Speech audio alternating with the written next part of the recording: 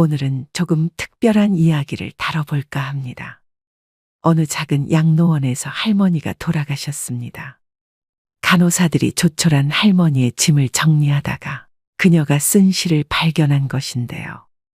모든 이들의 마음을 움직였던 이 시는 영상으로 만들어져 소개되었고 인터넷을 통해 전 세계로 전달되었습니다. 요즘엔 나이 들면 요양원에 보내지는 것이 당연시되는 사회에서 결코 남의 이야기가 아닙니다. 할머니가 쓴 이 글은 우리 모두의 현재이거나 미래일지도 모른다는 생각을 하게 됩니다. 불과 이틀 전에 충격적인 기사가 났습니다. 요양원 입소 한 달 만에 멀쩡하던 아버지가 반송장이 돼버렸다고요. 물론 모든 요양원과 요양사분들이 그렇다는 것은 아니지만 요양시설에 부모님을 보낸 수많은 보호자들이 혹시 내가 선택한 요양원도 그렇지는 않은지 걱정할 수밖에 없는 기사이죠. 그래서 오늘은 양로원에서 돌아가신 어느 할머니의 시를 소개하고자 합니다. 나이 들어서 요양원에 가지 않으려면 꼭 기억해야 하는 세 가지도 함께 들으시면 좋겠습니다. 간호사님들 무엇을 보시나요? 댁들이 저를 볼 때 무슨 생각을 하시나요? 현명하지 않고 변덕스러운 성질과 초점 없는 눈을 가진 투정이나 부리는 늙은 노인으로 보이겠죠. 음식을 질질 흘리고 대답을 빨리빨리 못하느냐고 큰 소리로 말할 때면 전 정말 당신들이 조금 더 노력해 주기를 원했습니다. 당신들이 귀찮다고 나를 때리고 함부로 대할 때는 내 마음대로 움직이지 않는 몸뚱이로 저는 정말 용기를 내어 헛손질로나마 싸우고 싶었던 것이랍니다. 댁들이 하는 일도 못 알아차리는 것 같이 보이고 양말이나 신발 한 짝을 항상 잃어버리는 바보 같은 늙은 노인으로 밖에는 안 보였나요? 내가 저항하든 말든 그것은 아무런 상관없다는 듯이 목욕을 시킬 때도 설거지통 그릇만도 못하고 대돌만도 못한 나의 몸뚱이에 눈물도 쏟아냈지만 흐르는 물에 감추어져 당신들 눈에는 안 보였겠죠. 음식을 나누어 먹는 것이 아닌 그냥 먹여주는 댁들의 눈에는 내가 가축보다 못난 노인으로 비추어졌나 봅니다. 댁들은 저를 그런 식으로 생각하나요? 당신들은 저를 정말 그런 식으로 보는 건가요? 제 팔에 든 수많은 멍자국들이 당신들 눈에는 망가진 보라색 도라지꽃들로 보이던가요? 간호사님들, 그렇다면 이제 눈을 뜨고 그런 식으로 저를 보지 말아주세요. 이 자리에 꼼짝하지 않고 앉아서 나의 의지는 상실되어 댁들이 지시한 대로 행동하고 댁들의 의지대로 먹고 온몸에 멍이 들어도 아픔을 삭혀야 했던 제가 누구인지 말하겠습니다. 제가 10살 어린 아이였을 땐 사랑하는 아버지도 있었고 사랑하는 어머니도 있었고 형제 자매들도 있었답니다. 16이 되었을 땐 발에 날개를 달고 이제 곧 사랑할 사람을 만나러 다녔답니다. 20살 땐 평생의 사랑을 지키기로 약속하여 결혼하였고 나의 가슴은 고동쳤답니다. 25살이 되었을 땐 귀여운 어린 자녀들이 생겨났답니다. 당신들도 그런 어린 시절이 있었겠죠. 서로를 안아주고 감싸주는 행복한 가정이었답니다. 40살이 되었을 땐 어리기만 했던 아들, 딸들이 성장해서 집을 떠나게 되었지만 남편은 제 곁에 있어 슬프지 않았답니다. 50살이 되었을 땐 제 자식들은 직장에서 일을 하고 손주를 제 무릎에 안겨주었습니다. 그때 비로소 인생의 맛을 알게 되었답니다. 마침내 어두운 날들이 찾아와 내 옆에 있던 이가 먼저 하늘로 떠나게 되면서 앞으로의 삶을 생각해보니 두려운 마음에 몸이 오싹해졌답니다. 자녀들이 모두 자기의 자식을 키우고 있는 그 모습을 보고 난 내가 알고 있던 지난 날들과 내가 주고받았던 사랑을 한번 떠올려 봤답니다.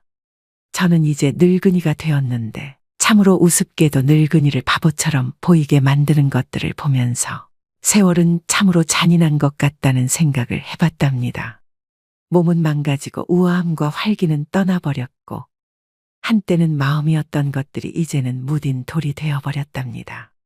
시체와도 같은 이 늙은이 속에는 아직도 어린애 같은 마음은 살아있어 가끔씩은 다 망가진 이 가슴도 부풀어 오르는 때가 있답니다.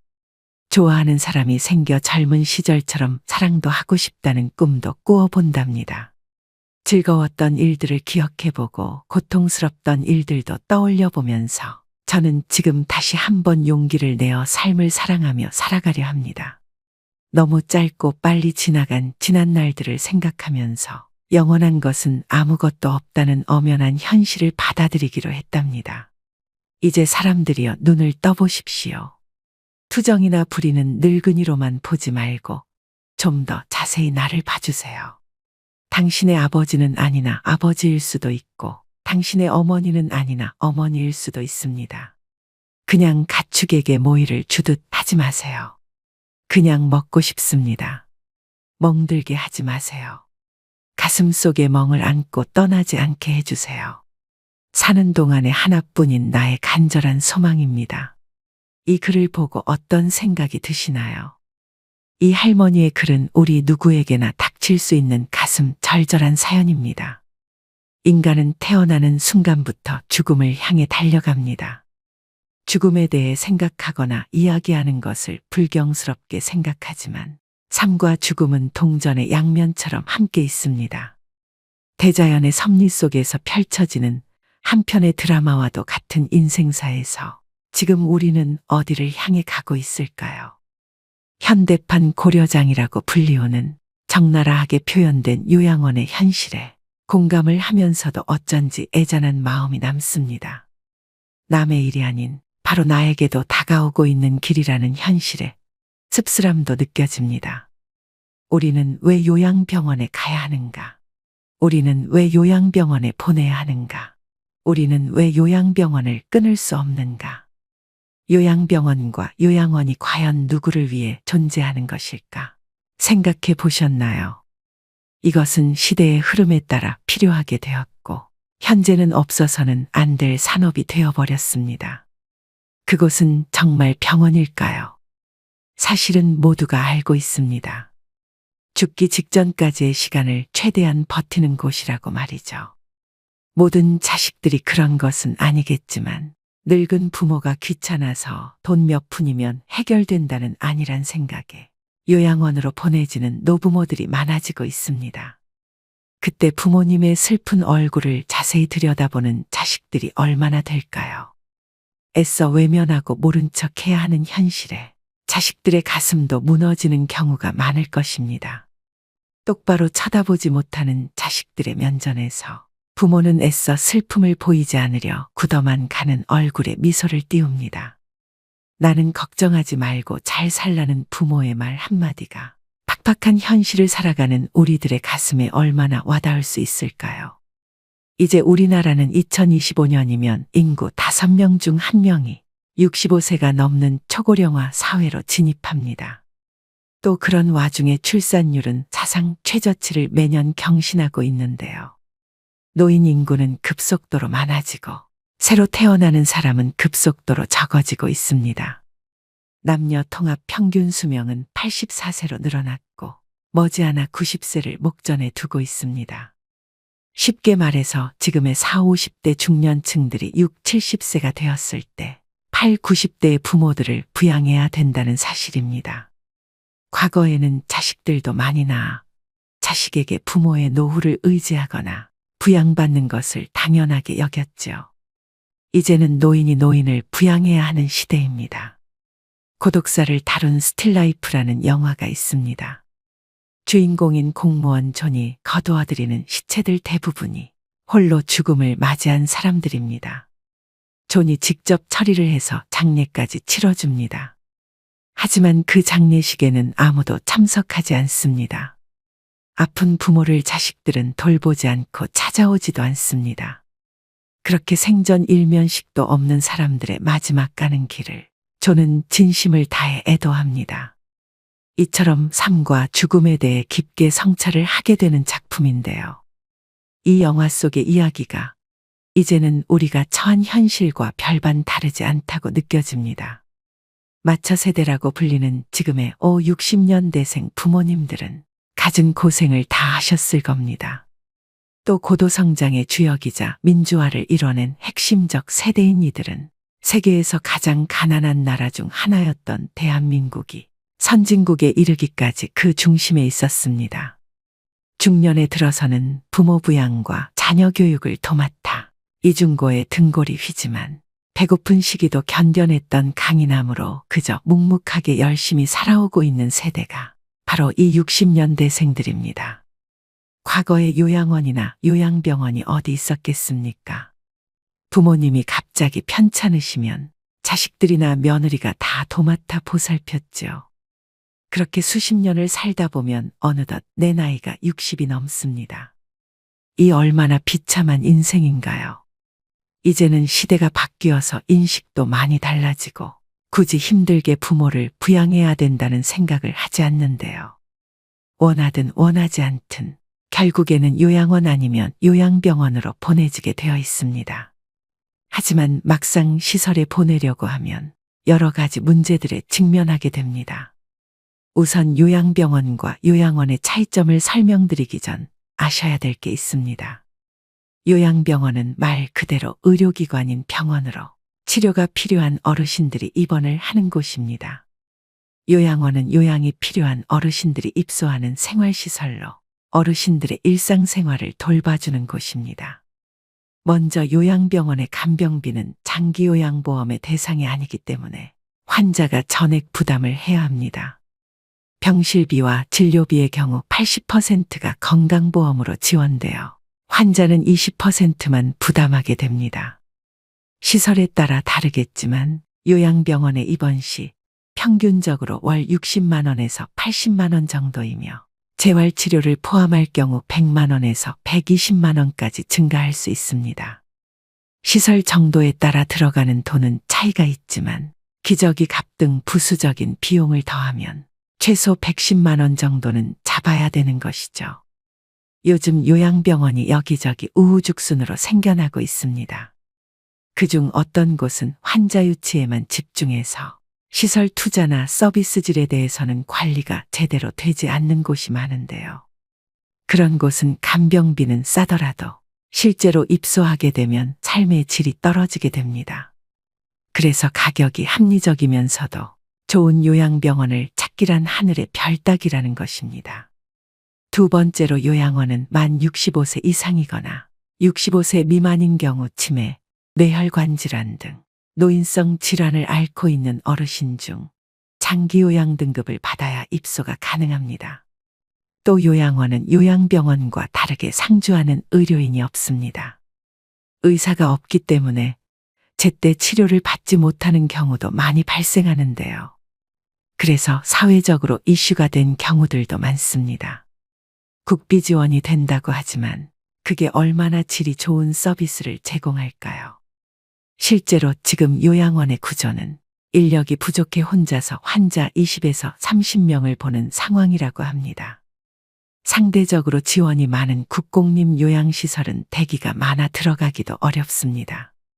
하루가 멀다 하고 언론에서는 요양원의 실체에 대해 보도하고 있습니다. 불과 얼마 전 이런 기사가 떴는데요.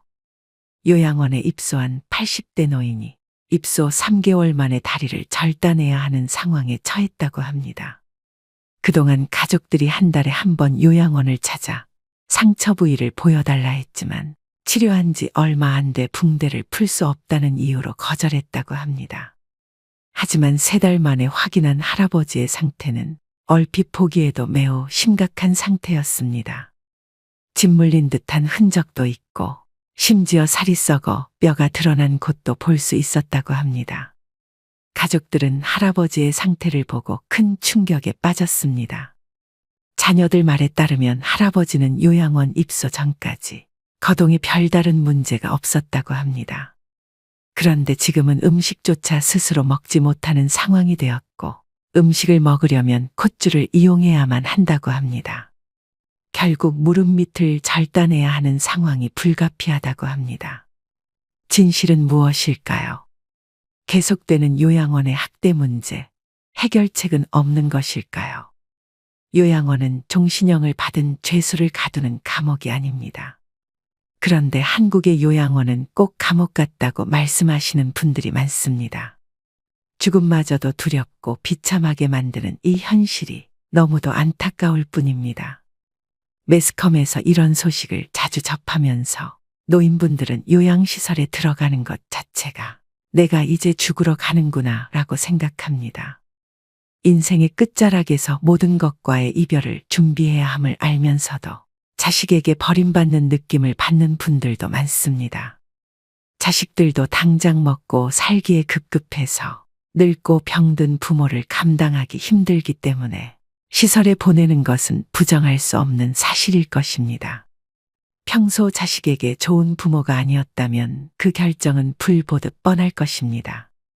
여러분 한번 생각해 보세요.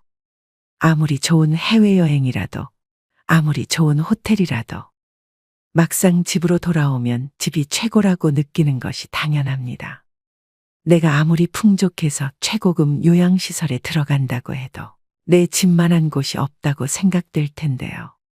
나이가 들수록 내게 익숙한 환경과 익숙한 사람들이 있는 곳이 제일 좋다는 의미입니다. 많은 사람들은 어떻게 죽을지 준비하는 것을 간과하고 삽니다. 나이가 들면 자연스럽게 생각해 볼 문제라고 생각됩니다. 이 모든 것이 거스를 수 없는 시대의 흐름이라면 막연하게 걱정만 하고 있기보다는 그 시기를 최대한 늦출 수 있는 방법을 찾아야 되지 않을까요? 나이 들어 요양원에 가지 않고 독립하여 건강한 노후를 보내려면 이것 세 가지만 기억하시면 좋겠습니다. 첫 번째는 신체적 독립입니다. 나이 들어서 요양원에 가지 않고 자식에게 의존하지 않으려면 육체적으로 독립할 수 있어야 됩니다. 사람은 누구나 나이가 들어감에 따라 신체적인 어려움에 마주하게 되는데요. 50대, 60대부터 얼마나 건강관리를 잘했느냐에 따라 노후의 삶은 지옥이 될 수도 천국이 될 수도 있습니다. 이처럼 100세 시대가 도래하면서 건강한 노년을 맞는 것이 최고의 행복이라고 여겨집니다. 우선 건강 수명을 늘리려면 기초 체력을 유지하는 것이 매우 중요합니다. 이를 위해서는 근력 운동을 필수로 하셔야 됩니다. 이 기초 체력을 일찍이 다져놓지 못하면 나이가 들어감에 따라 걷고 싶어도 걸을 수 없는 때가 올 수도 있습니다. 누우면 죽고 서면 산다는 말이 있습니다. 일어나서 살아야 합니다. 나이가 들면서 근력을 잃는 순간 급격히 노화가 됩니다. 인생 후반기를 살아가시는 분들은 갑자기 하반신이 가늘어지는 경험을 하시는 분들이 많으실 겁니다. 또 관절염이나 골다골증으로 인한 통증으로 걷기가 불편하여 앉아만 계시고 걷는 것을 소홀히 하게 되면 그때부터 기초 체력이 급속히 붕괴되는 것입니다. 무릎, 등이나 어깨도 구부러진 상태로 굳어서 완전히 피지 못하게 되는데요. 이 모든 것은 근력이 약해져서 근육이 우리 몸을 지탱해주지 못해서입니다. 이러한 증상이 심해지면 팔과 다리에 힘이 빠져 일상생활을 정상적으로 할 수 없게 됩니다.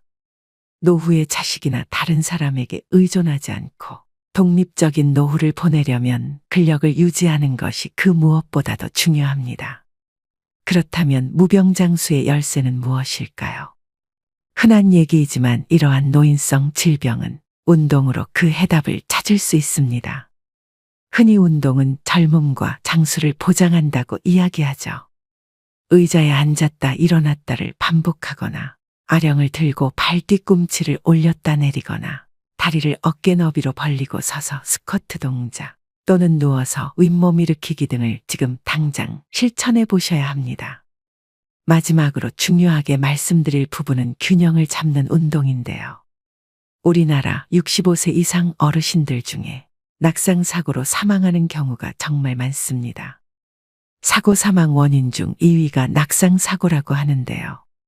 젊은 사람들에 비해 노인이 낙상했을 경우 사망률은 10배, 입원율은 8배나 높다고 합니다. 낙상으로 인한 부상은 거기서 그치는 것이 아니라 정신적 건강 문제로도 이어질 수 있기 때문에 예방 및 관리가 필요합니다. 많은 전문가들이 낙상 사고를 막기 위해서 균형감을 키울 수 있는 운동의 중요성을 강조하고 있습니다. 가장 간단하고 확실한 운동 중 하나는 한 발로 서기입니다. 눈을 감고 한 발로 서서 30초간 유지하는 방법으로 매일 10회씩 반복하고 익숙해지면 시간을 점차 늘려가시면 좋습니다. 집에서 틈틈이 균형 잡기 운동을 실천하셔야 합니다. 운동에 대한 부담감이 있거나 운동을 하기에 신체 능력이 많이 저하되셨다면 가볍게 걷기 운동부터 하시는 걸 추천드립니다. 노인이라고 해서 침상 안정을 하기보다는 가능한 수준에서 노인 근력 운동을 해주는 것이 삶의 질 향상에 있어서 꼭 필요합니다. 다시 한번 강조드립니다. 노후의 가장 중요한 1순위는 신체적 기능을 최대한 유지하는 것에 집중하셔야 됩니다. 나이가 들면 돋보기, 보청기, 틀니, 지팡이, 약봉지가 일상이 됩니다. 아프면 서럽다지만 더 큰 문제는 질병으로 인해 따라오는 삶의 질 저하인데요. 타인의 도움이 필요해지는 상황이 닥치면 더욱 실감하게 됩니다. 이처럼 노후에는 건강을 잘 지키기만 해도 흑자 인생을 보낼 수 있습니다. 건강이 곧 돈이기 때문입니다. 자녀에게 부모 부양으로 경제적인 부담을 주지 않는 가장 손쉬운 방법이 바로 건강관리입니다. 운동이라고 해서 어렵게 생각하실 필요 없습니다. 노인 운동은 일반적인 스포츠나 달리기를 의미하지만은 않습니다. 활발한 걷기, 집안 청소나 정원 가꾸기 등 일상적인 활동을 통해서도 이루어지는데요. 건강관리를 위해 집안에서부터 부지런하게 움직여 보시는 건 어떨까요? 두 번째는 정신적 독립입니다. 나이 들어서 정신적으로 독립하기 위해서는 무엇이 필요할까요? 또 여러분은 나이가 들어가면서 제일 두려운 게 무엇인가요? 주변에 많은 분들이 치매가 걸릴까봐 걱정이라고 하시는데요. 몸이 아픈 병보다 무서운 게 치매라는 말이 있을 정도로 치매는 자신은 물론 그 주변까지 힘들게 하는 병이다 보니 중년 이후부턴 치매에 관심이 커질 수밖에 없습니다. 가장 발병률이 높은 노년기에 사회적으로 고립되는 것이나 우울증은 치매의 원인 중 하나라고 하는데요. 그만큼 노후의 정신 건강을 위해서는 외로움, 우울감을 극복하시는 게 가장 중요합니다. 그렇다면 치매 예방법에는 어떤 것들이 있을까요? 안타깝게도 아직 치매에 대한 치유약은 개발되지 않았습니다. 지금까지 개발된 치매 치료제는 병의 악화를 지연시키는 효능만 있을 뿐입니다. 따라서 치매를 예방하기 위해 가장 중요한 것은 생활 습관을 바꾸고 식습관을 건강하게 유지하셔야 되는데요. 쉽게 할 수 있는 생활 습관으로는 음식을 꼭꼭 씹어 드시는 것입니다. 음식을 씹는 동작만으로 내려가는 혈류량을 증가시켜 뇌를 활성화합니다. 껌을 자주 씹는 것도 도움이 되겠죠. 그리고 일기는 쓰는 습관을 길러보세요. 치매 환자는 한 가지 특징이 있습니다. 치매 초기에는 단기 기억을 회상하는 데 어려움을 겪습니다. 그 이유는 단기 기억을 담당하는 뇌기관인 해마가 손상되었기 때문인데요. 이를 예방하려면 매일 일기를 쓰는 버릇을 기르는 게 좋습니다. 일기를 쓰면서 해마를 자극하고 퇴화되는 것을 방지하고 심지어 그 기능을 향상시킵니다. 뇌는 지속적인 자극을 원합니다. 그 중에서도 가장 좋은 자극은 새로운 자극인데요. 내가 평소 하고 싶은 일들을 실천하면서 생활에 활력을 주셔야 됩니다. 그리고 늘 웃으며 생활하세요. 전문가들은 웃으면 뇌가 젊어진다고 말합니다. 왜 그럴까요? 웃음은 좌뇌와 우뇌를 함께 자극하고 얼굴 근육의 움직임을 통해 뇌 회로를 활성화시키기 때문입니다.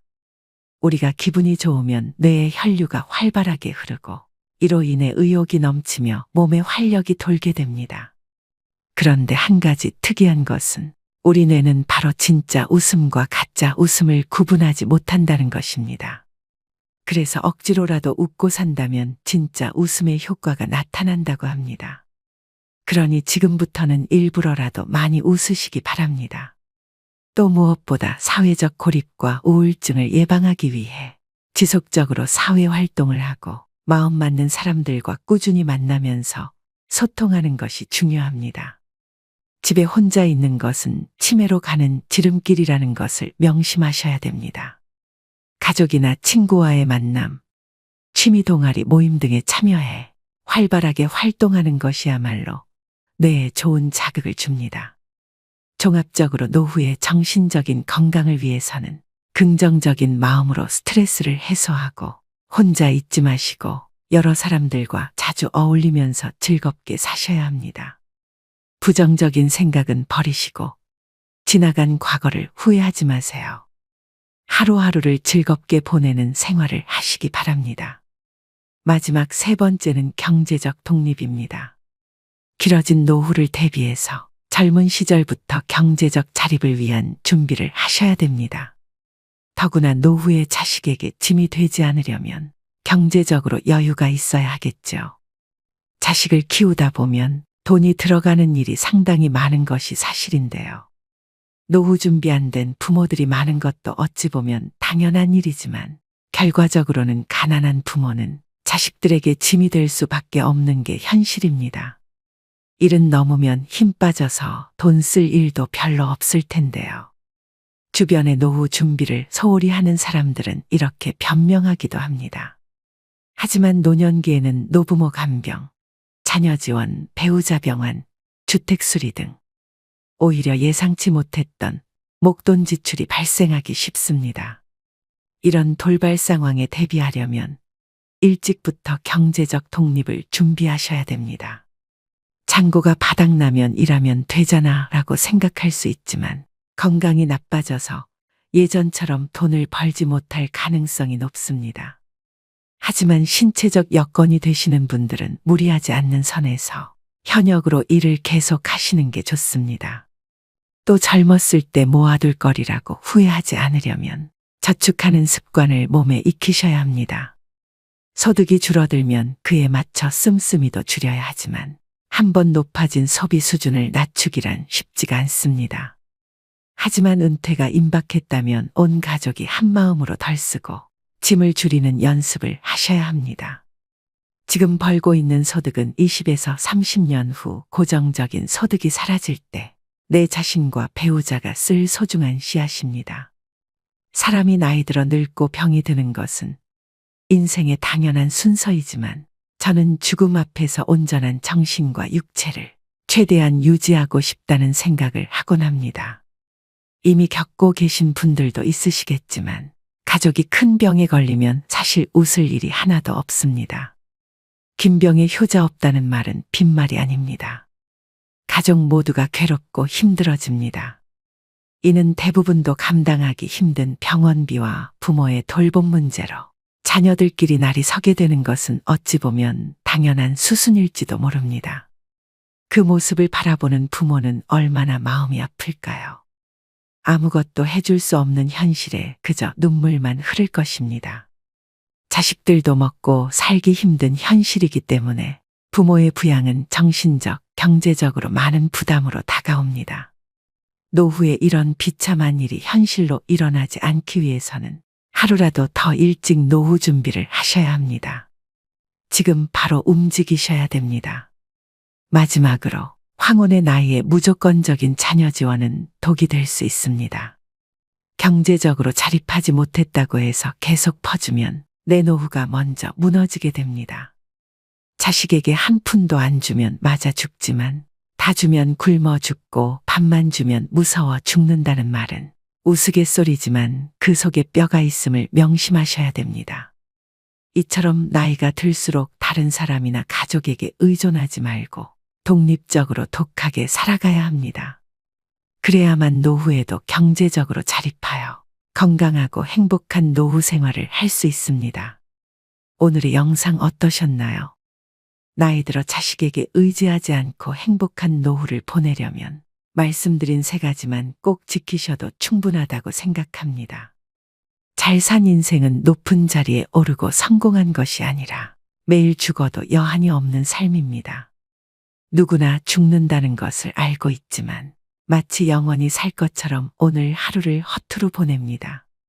그러니 최선을 다하는 하루하루를 적금처럼 쌓아나가서 마지막 가는 길에 여한을 남기지 마시길 바랍니다. 지금 내가 하고 있는 모든 행동들이 나의 미래가 됩니다. 아직 늦지 않았습니다. 내 아름다운 노후를 위해 움직이고 또 움직이셔야 됩니다. 오늘도 노후의 지혜와 함께 해주셔서 감사드립니다. 황금빛으로 무르익어가는 여러분의 지혜로운 인생을 언제나 응원합니다.